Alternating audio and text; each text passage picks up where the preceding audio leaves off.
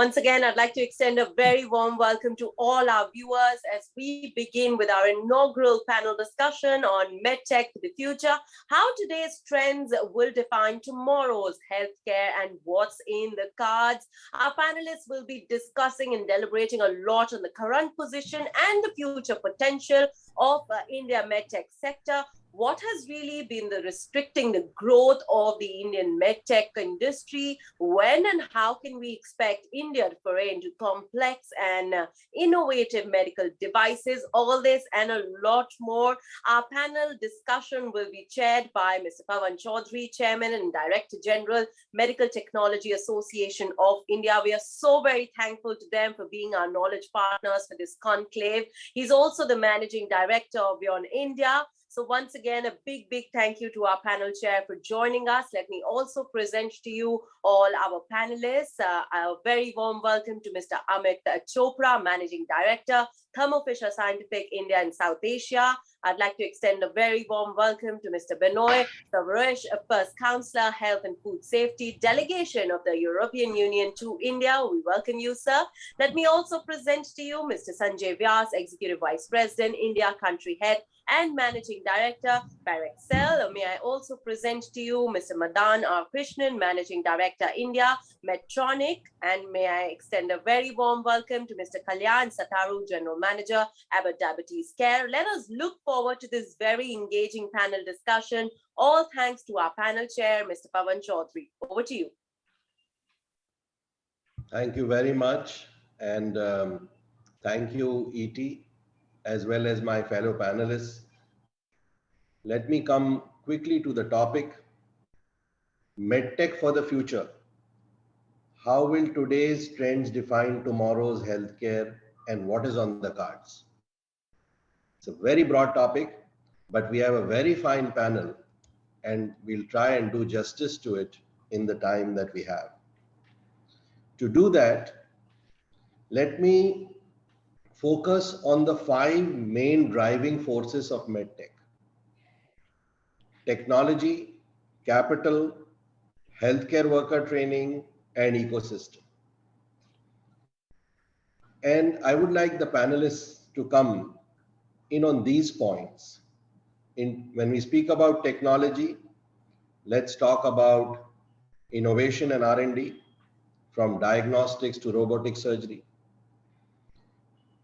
When we talk about technology, let us also touch digital technology and the foundations on which it stands and how those foundations are evolving, like AI, big data, IoT, and how they are changing the product and service landscape in medical technology.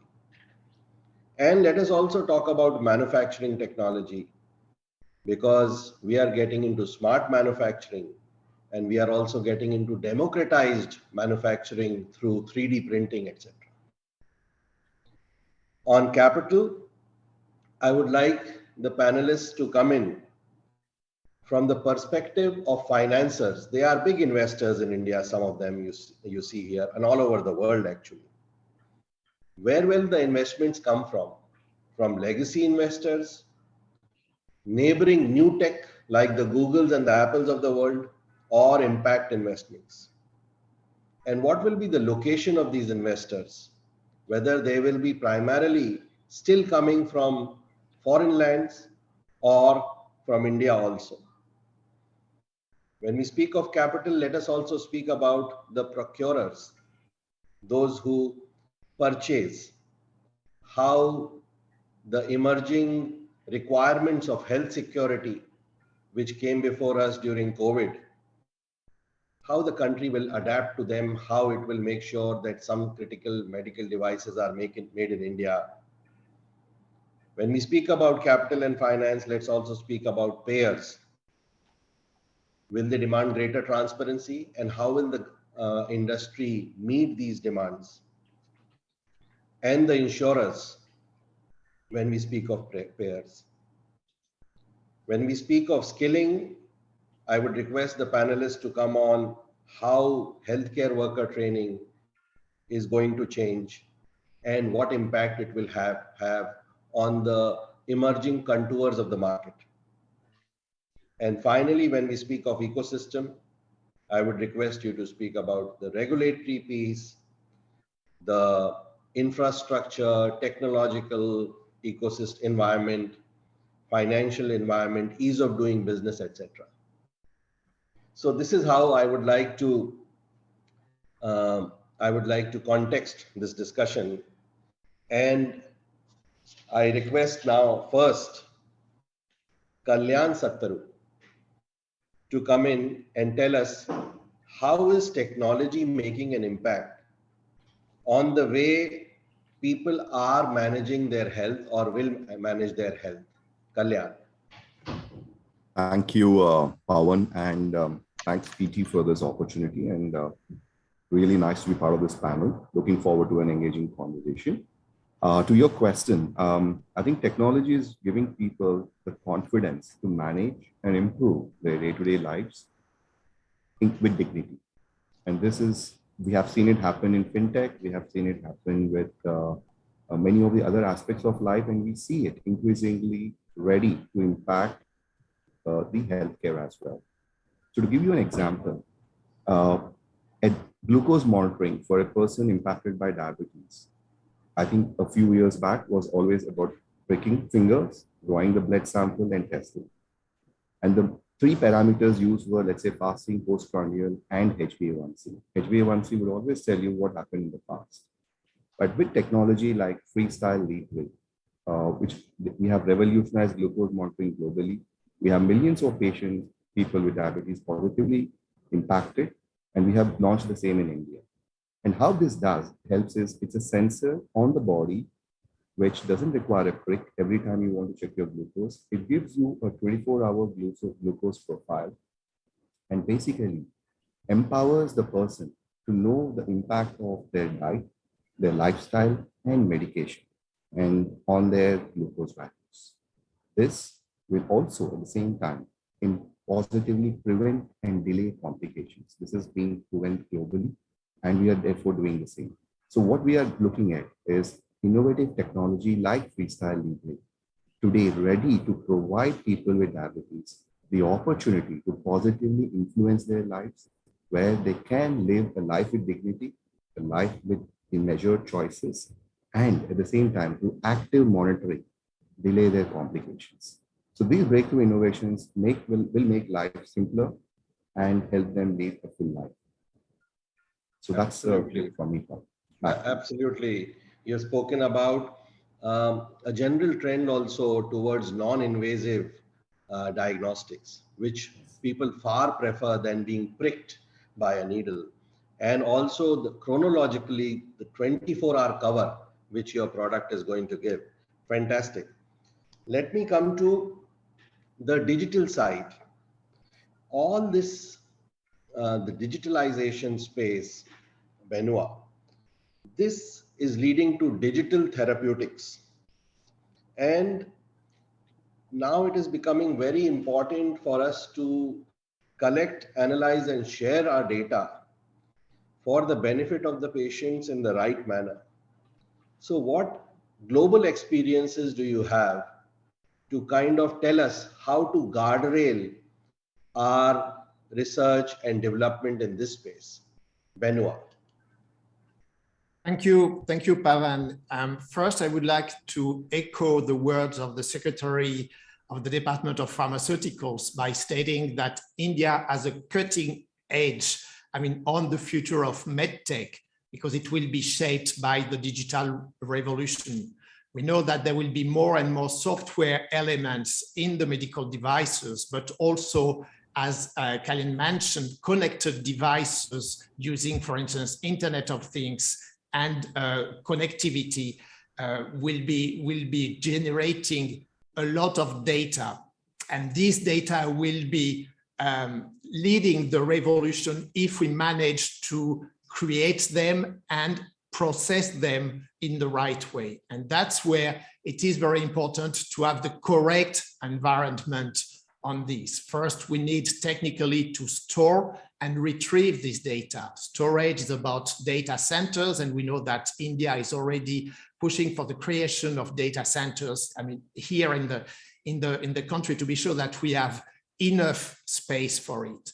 but also it's not data as such will be useless if they don't have the right tags. And that's where it's very important at the policy level to define what will be the ontology, what will be the set of tags that will ensure that this data can be retrieved and also can be processed in an interoperable way. And that's a work which is very important. But regarding the use of data, we also need to be sure that the data which is coming from health, which is something which is very close to our identity, that this data is processed in a correct way, meaning that the individuals need to be sure that they have trust in the way it will be used. So that there will be an aspect on privacy, and we can talk about that later, but also about security, needing to be sure that we have confidentiality when we share the data, but also integrity, that nobody is going to meddle with the data. And here again, there are exchanges that we can have among policymakers on the standards for security, including for IoT, the security by design. All that will create an element of conditions that will foster interoperability. And we've had exchanges between the European Union and India on practical exchanges and making this interoperability of data operational. I just want to take one example, which is the cancer biobanks. These data banks will be tremendous for innovations by allowing research gathering data altogether, but they need to be interoperable. And by exchanging standards and ideas on the way to do it, we are creating the conditions for this interoperability. And finally, I will conclude by the need of an integrated approach. We know that these medical devices are at the frontier of several aspects. They are medical devices, but they are also software and IT elements. And the certification and approval process would definitely need to be integrated and streamlined to avoid duplication and complication for this certification and approval. This is a very complex topic, and again, I'm in a field of exchange between policymakers and on which we are discussing with our Indian partners. Over to you, Pavan. Excellent, excellent, Benoit. I love the way you have underlined certain words. The privacy, security, interoperability, and also the certification. Great points you've made, and everything is going towards and hinting towards collaboration across countries, collaborations across technological entities, and you've also mentioned data centers. In fact, the Modi government is working on all these, including a data center policy, and I'm sure you know about it, and it will impact the medical device ecosystem also. Great points, Benoit. Let us come to capital, or before I go to capital, let me ask if any of my other panelists would like to say something about technology. So, Pavan, maybe I'll take a stab a little bit of it and give a different perspective out here. One is the pandemic has really changed the way we look at things. You know, in the clinical research industry, I think the biggest question that's coming up on the table is like, are we enabling the patient's safety and patient centricity with the technology and the devices that we're deploying at this point of time? And the pandemic has really paved that way. There is a hashtag no looking back that's happening in the clinical world at this point of time, which has literally allowed us to start using a lot of these medical devices and technology, which 5 years back was considered as a mitigation factor or an alternative strategy, but now it has become a mitigation strategy to address some of this. Couple of examples out here I would like to just quickly highlight in addition to what Kalyan and Benoit was mentioning as well. I think this devices has technically enabled us now to take these clinical studies into the patient's homes now, which otherwise the patients had to come to the investigator sites or the hospitals to conduct their studies. And we did that during the pandemic, because suddenly when the sites closed down, everything was in a panic mode.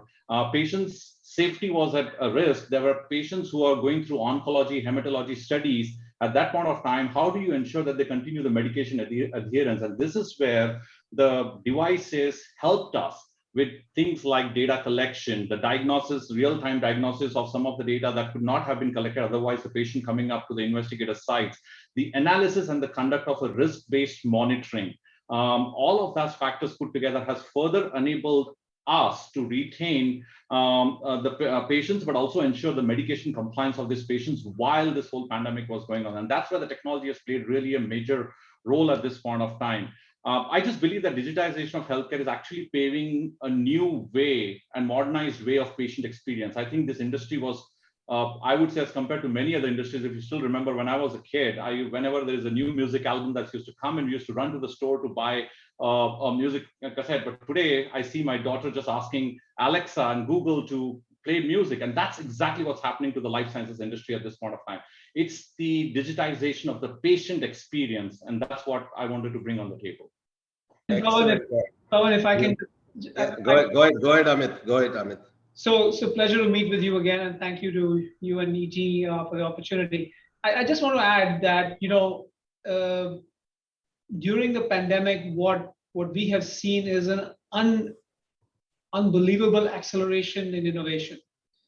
And obviously, taking an example of Thermo Fisher, from start to finish, we had a US FDA approved testing kit in less than 3 months.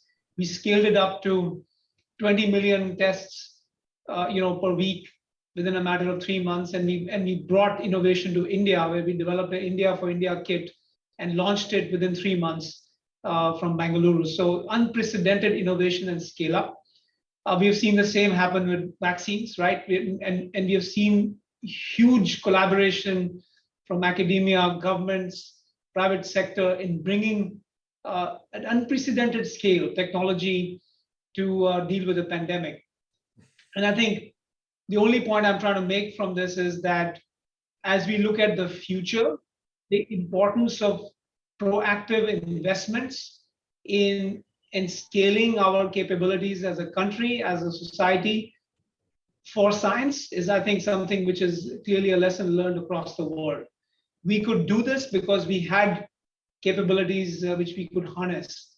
But I think as we look at future pandemics or future crises that may come our way, are we ready for it? Are we ready for deploying at such scale? I think those are the capabilities we need to think through and think about as we look at the future. Pavan, I can also add a quick comment, Pavan. The fact that pandemic, although crisis has been something which we want to forget, but learning a lesson, digital penetration of digital technology, digital consultation is a very positive development. We should leverage that momentum. In addition to that, artificial intelligence. Today, for instance, we have deployed artificial intelligence to diagnose stroke, which normally used to take hours. In minutes, 2 to 3 minutes, it can be diagnosed, the area of the lesion and the sort of steps to be taken to address patient need. So I think digital technology, artificial intelligence, a great opportunity that has been created by COVID on the digital consultation that will accelerate better cost efficiency also for providers and for patients. This will really be a foundation to help us leapfrog into the new care continuum. That's what I would say. Very good. In fact, all of you have made excellent points. Sanjay spoke about the healthcare geographic dislocation. The healthcare moved so much to home, and the patient climbed the digital and the technology ladder and started doing many things on his own. And Amit spoke about kind of healthcare security, how important it was. And I was reminded of the fact that earlier we used to only speak about food security, energy security, and defense security.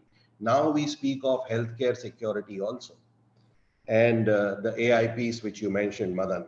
Coming back to you, Madan, on the capital front, how is it that we can make India an attractive destination for the investors to come and design? and manufacture in India, both design and manufacture. You have made huge investments during COVID also in these lines, particularly in design. How can we make more of the investors to come in? Where will they come in from? And those are the points I'd like to ask you. Thank you, Pavan. So I think our greatest asset I see is the human capital. We have the largest pool of English-speaking STEM graduates and technology professionals, and that's the greatest strength as we see. Our handicap or our challenge is the size and the viability or the lack of viability for the local industry. I think that also has to be position framed, understood well.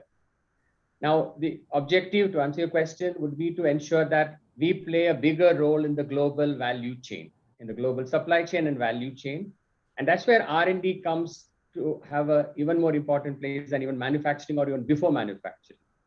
In the ladder of value add, that you also called out, the ladder of growth, R&D adds significant value, often even more than manufacturing, because design of a product, conceptualizing a product to the right quality and the right outcomes, that is knowledge job. It's not low-end job, it's more knowledge job. We have set up the largest R&D center outside Minneapolis in India, and I'm waiting for the day very soon where it will become the largest single R&D center worldwide, anywhere in the world. I can tell you, we are creating so much of credibility that every month we are recurring requests for adding another 50, 100 more people into various teams. And we are already, within 6 months now, we are already, within a year, we are looking at expanding the facility in Hyderabad. So I think we have created a credibility, and this is an area where India can credibly say that we are the leading place in the world in terms, not just arbitrage, but the quality of the work done, availability of talent, the motivation of the talent, the high levels of engagement. Second, to go into manufacturing, rather than having a cookie cutter approach to say that we are here, we are a big country, we have a big opportunity, come, I don't think that will resonate, because there are other we are present in 160 countries worldwide. And I'm sure out of that, about 80 or 70 or 80 countries say the same thing. That come to our country. The prime ministers or the health ministers are going and touring these countries as marketeers. What we need to do is, again, our core competency is R&D and our scientific capability. Let's leverage that. Can we pull in more of ancillary related areas around clinical studies? Clinical study is a big unmet area where huge gap exists, and India can be a big opportunity. And Sanjay also pointed out some areas of expertise there. Ancillary industries we need to attract, because without ancillary industries, either the local market has to be big enough for companies to prioritize as the area to go and invest. So ancillary industries are important. At this juncture, globally, there is a huge supply chain challenge. Now, it has got risk and opportunity. It's not easy for any company to suddenly change the manufacturing location all to India, because they are extremely dependent on a very fragile supply chain right now. But over a medium term, with the incentives, with the right approach, and again, consistency in policy and good incentives, and also effort to show that India will become a more viable market, we will be able to attract more investment. So I think R&D is a great start. We are proud of what we have done and other companies are doing. Many MTaI members and AdvaMed members are doing some great work here. Let's focus on a marketing strategy whereby we are also able to attract the large international companies to come and invest. They will create the critical mass, Pavan, and their ancillary companies, because the ancillary companies are common for most large transnational companies. They might be the earlier way, the key to the kingdom, as they say, to attract these organizations. Absolutely. I think the beautiful point which you made, Madan, was that R&D adds maximum value. In fact, I was having a chat with a leading thinker from US. He was saying that if you miss intellectually, if you miss the product development career option, then you go into marketing. And if you miss that also, then you go into selling. So when I heard that, I was a little disappointed and dejected that I missed the product development option surely.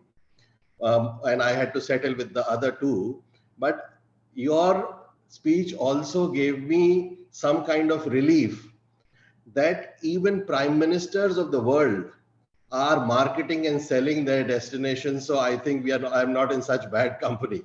So even though I did not have the intellect to follow a product-based career, but you mentioned beautifully that the congestion to get manufacturing may be quite high.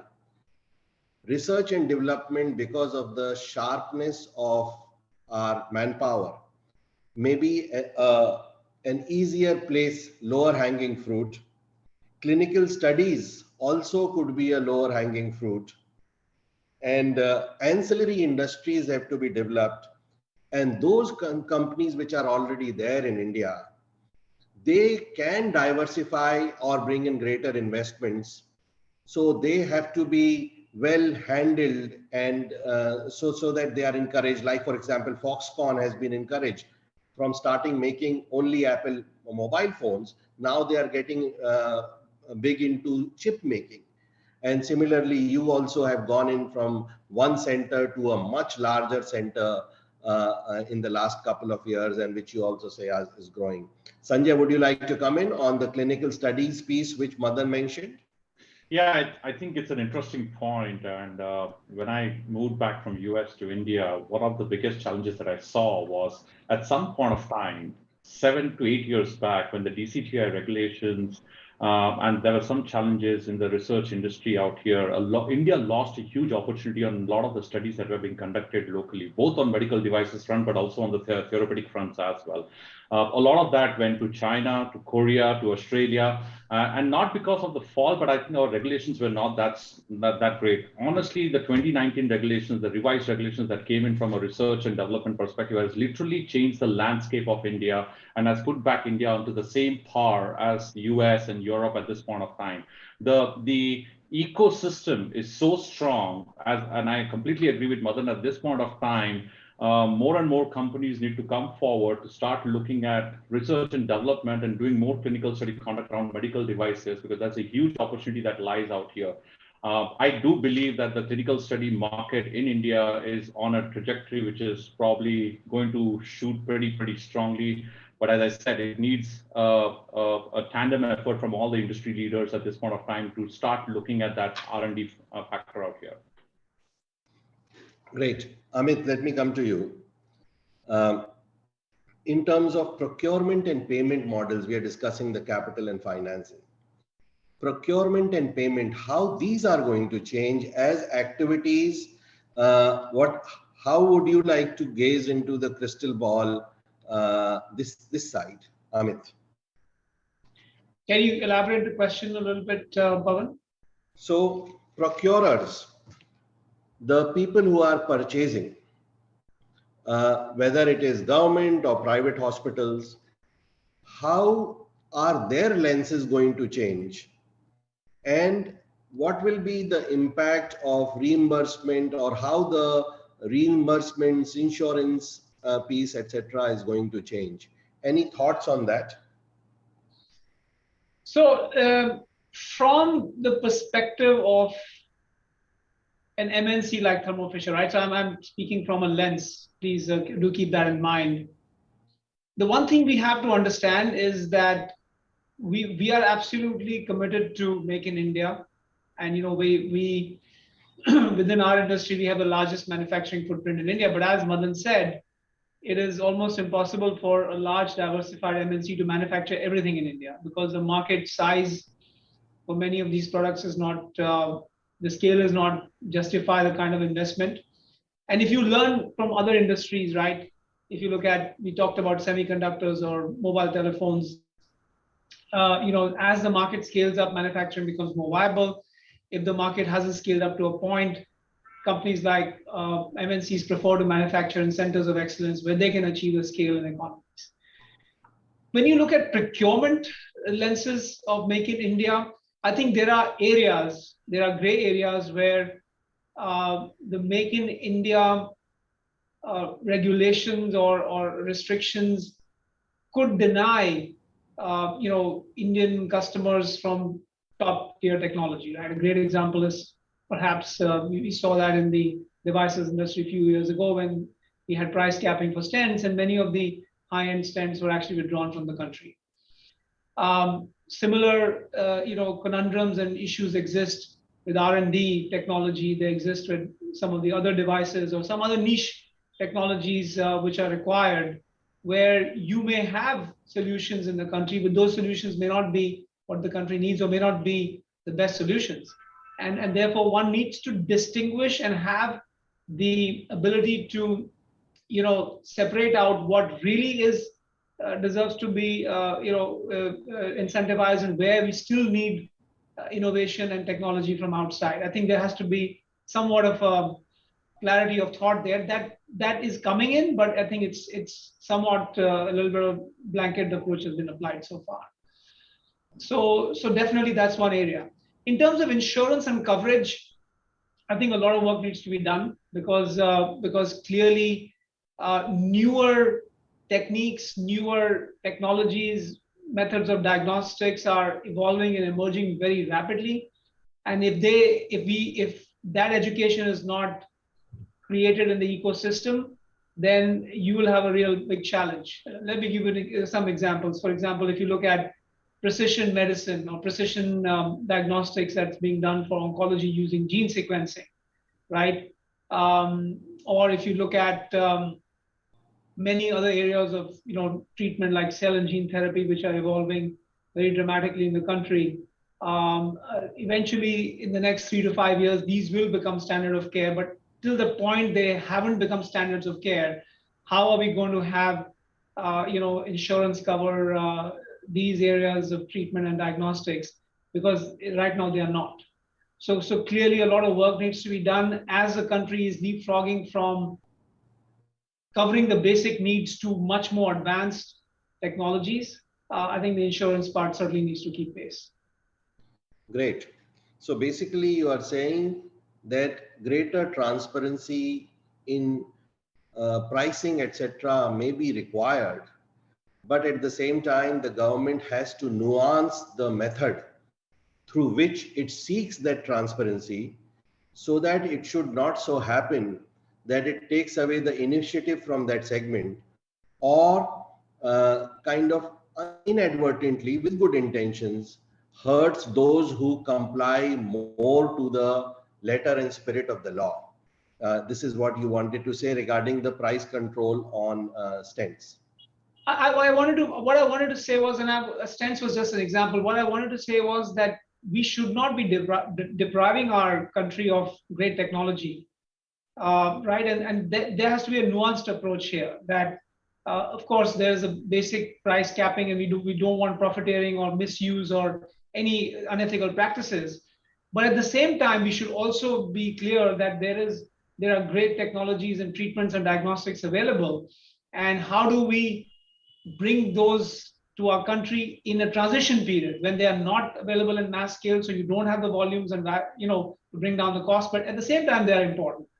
And we have seen that happen with many of the drugs in COVID and in pandemic. You saw the collaboration where so many MNCs actually out-licensed their technologies and their patents to the Indian companies to produce at mass scale. That doesn't always happen. It happened at scale and pace in the pandemic, but that doesn't always happen. And how do we ensure that technology access is available, which our country needs, which is not yet mass scale, or which cannot be produced at mass scale, or at costs which are very, very low. So that's what also the COVID gave the proof of some other methods of price control which were used to price control the products of oxygen concentrators, pulse oximeters, and so on, which worked quite well. Anybody else would like to say anything else on the procurement and the payment piece? Any other developments? I can make a quick comment. Go ahead, Madan. One, I think on the procurement, it's a sensitive topic in the sense we have to be transparent on the procurement. I agree. And a country like India, we have to watch our costs. But it might be worthwhile to have a national debate on the fact that how are the assets procured being productively utilized? Companies who are committed to ensure utilization, availability, and outcomes through the assets have to be incentivized.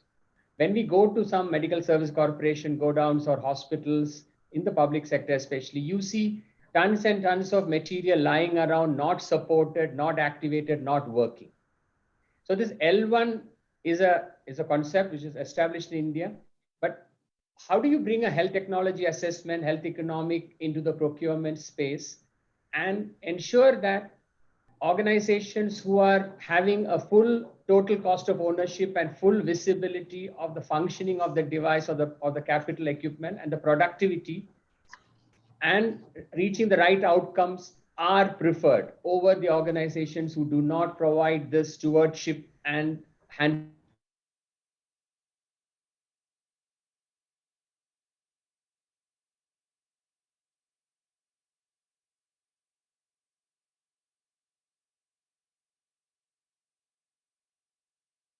level or cutting corners, which is not good for a economy like India, a global power, which has to excel based on good healthcare outcomes. Excellent point. Kalyan, you wanted to say something? Just a couple of points here, which is with respect to as healthcare is moving on demand, I think having a digital infrastructure can also take away a lot of costs today a patient pays to consume healthcare. For example, when they have to travel from a neighboring city to a metro city and then undergo a treatment, I think there is a lot of cost which comes out of pocket for the patient. But as Sanjay said, digitizing the patient journey, making him available, like, sitting at home, if they can consume majority of the healthcare. Today, ICUs can be created at home, just as an example. So the more we digitize the healthcare journey, the more we invest in a digital infrastructure like with the Health ID, we will be able to bring down the cost for the patient because like our Honorary Secretary said, keeping patient at the center is important. And building on to Amit's point, I think the question or the decision-making criteria has to be that if patient is at the center of everything we do, would we want him to avail a technology which may be imported but would be affordable? Or would we want to really look at, so what is our decision-making criteria to enable access? I think that also needs to be clear.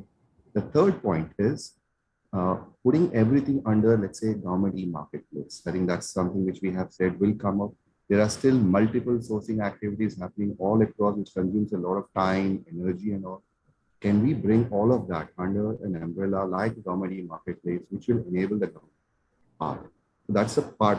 And the last point on this is, but I'm also optimistic. Once we digitize, we generate data. Providers, payers, physicians, and us can all come together and quantify the risk and look at flexible and accessible models to increase access for the patient. These were the points. Great points. And building on the utilization point, which Madan said, let me come to insurance. I feel the health insurance company, which will come and say that if I will insure you for 5 lakhs and your expense is 5 lakhs, and we will not try to cut corners there because most of the times there is a dead space in the claim settlements time. Out of 5 lakhs insurance, you will not usually get 3 or 4 lakhs of claim. About 1 or 2 lakhs is denied to you through various reasons. They might be valid or not, but an insurance company which says that you will get your full bang for the buck will expand this market. Also, insurance companies which will provide an easier entry into insurance market by perhaps monthly installment, payment of premium in monthly installments, etc., can also improve the game. Any other comments on this piece? Otherwise, let me come to healthcare worker skilling. Maybe if Benoit, I can make, Benoit, go ahead. Yes, if I can make just one point on what Madan expressed when he was mentioning that the human factor is key and research and development is essential for the development of the medtech sector. I would totally agree. And we can see that all the major international, global, including European companies are here and have invested heavily in R&D in India. I mean, from Siemens to Bosch to B. Braun to Philips. I mean, we have many, but that's not enough if you want to develop the Indian medtech sector itself.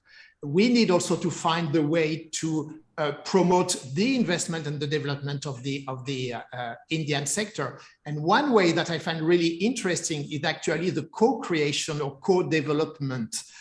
You have some innovation and incubation centers which are promoting the co-development between innovators in India and in the EU, for instance. I'm thinking of this C camp, which is situated in Bangalore, which is doing that. And I think by putting both strengths together, it helps the EU to develop with the frugal elements that India is very much into it, but also by bringing together the EU and Indian innovators that multiply the chance for them to find investors and to have, again, co-investment between EU and India for developing also Indian MedTech sector.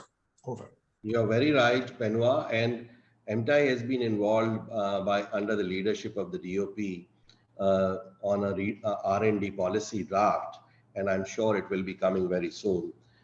Let me just come to some quick last comments on healthcare worker training and ease of doing business. So let me ask about healthcare worker training from Madan and ease of doing business from Amit.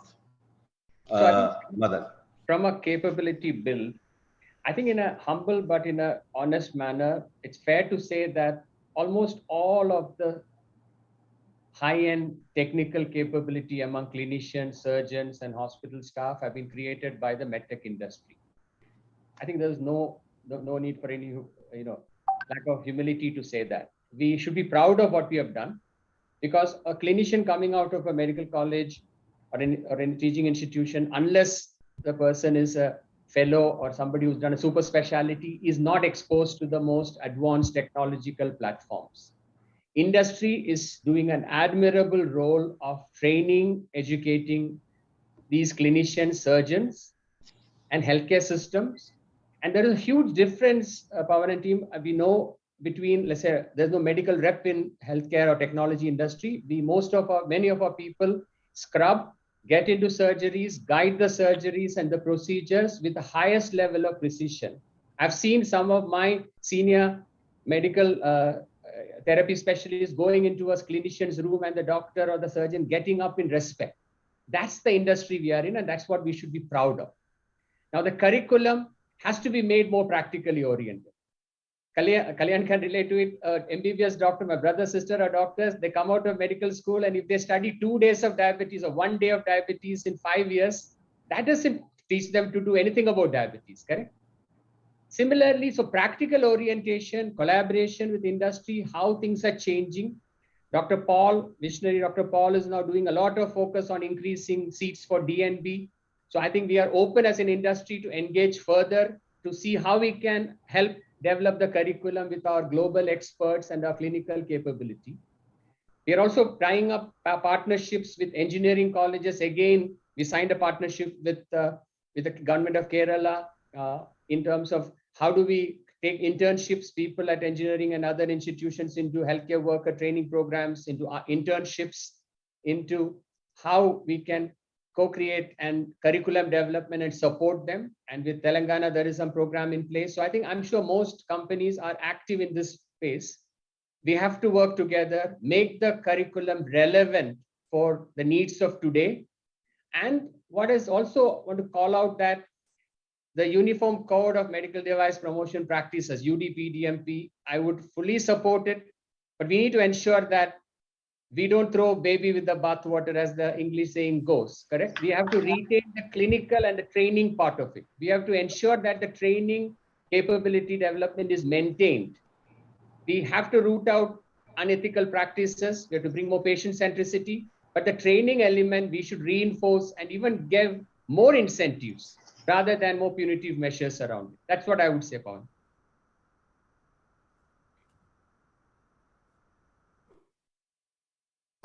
Pavan?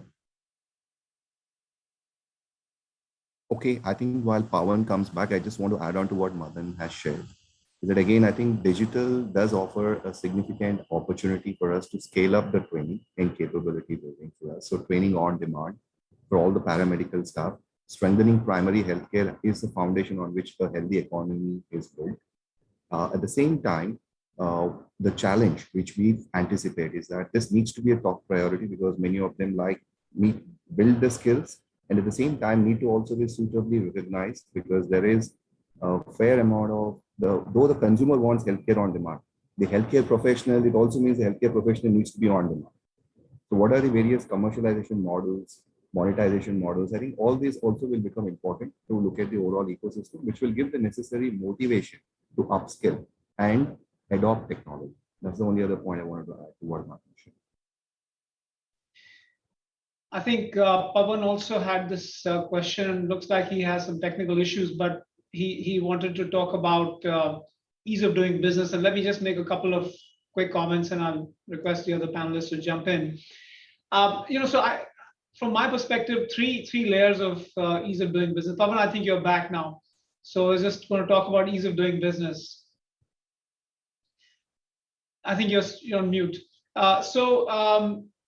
Three sort of straight off ease of doing business. I think one is the interactions and intention, and I think that's been very, very positive with the government.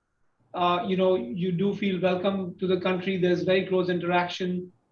There's a lot of encouragement and appreciation for the work that has happened, and certainly we feel very privileged, to partner with the Indian government, and it's a terrific sort of atmosphere in which to grow and expand and contribute to the country. I would say the second aspect, which we've talked about so often, is the core aspects of the getting things done, whether it's infrastructure, whether it's policy, whether it's regulatory. And one can see the progress that's being made. I think still a long way to go, but one can definitely see the progress that's being made, the investments that are being made in infrastructure, for example. We do have hiccups. I mean, for example, changes that were made in the imports process did create some hiccups, but I'm sure that there is a lot of good intention to resolve them. At a very tactical level, with some of the sort of local institutions, we do still feel challenges, right? So, for example, and some of my colleagues here on this panel might resonate. This may resonate with them, but getting payments out of some of the institutions, it can be a challenge, right? It can take you more than a year to just get money out, and I think some of those tactical challenging situations still need to be resolved when we look at ease of doing business in the country. But overall, I would say it's been an improving environment. Sure.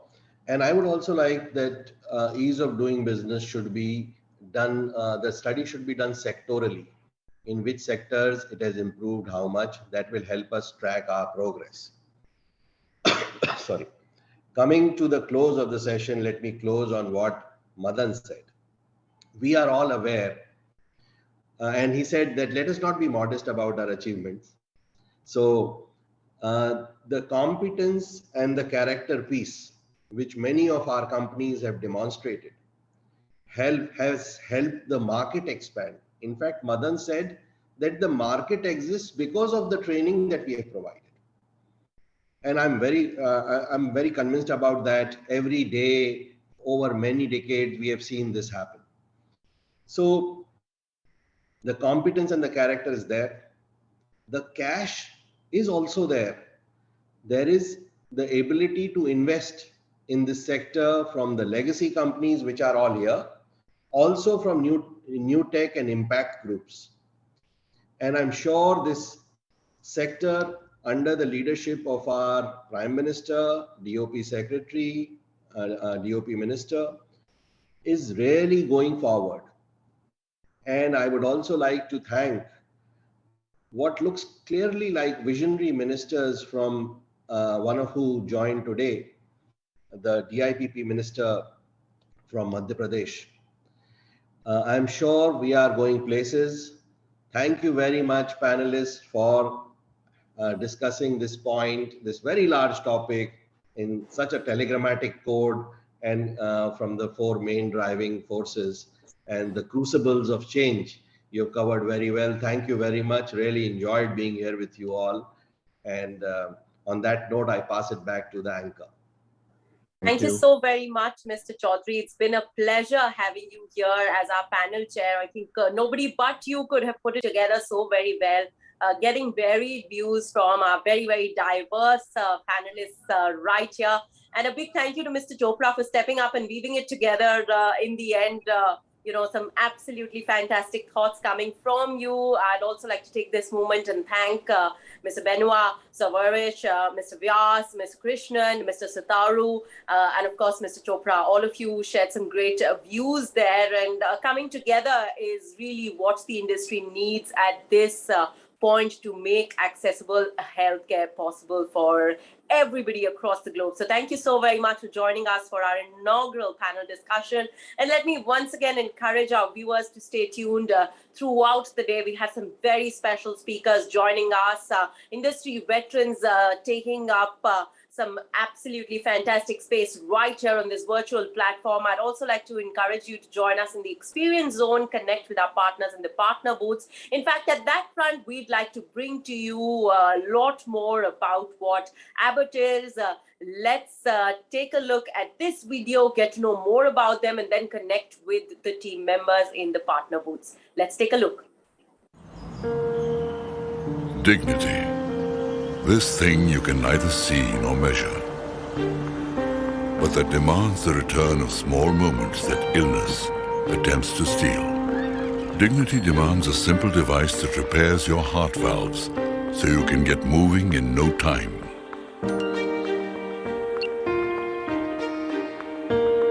Dignity demands once-a-day medication that lets you decide the pace of your day.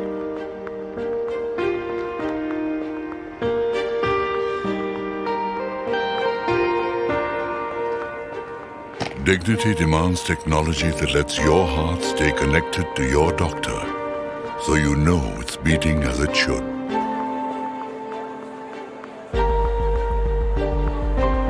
And innovation that helps you understand your glucose levels better, so you can enjoy a team lunch.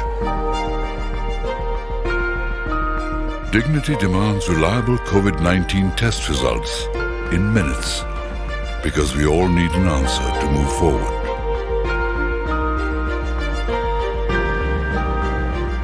And nutrition that helps you stay strong for the moments that need a champion. Dignity is not effortless nor easy. At Abbott, we fight for it, developing life-changing technologies to take back the little moments illness takes from us, because dignity demands it.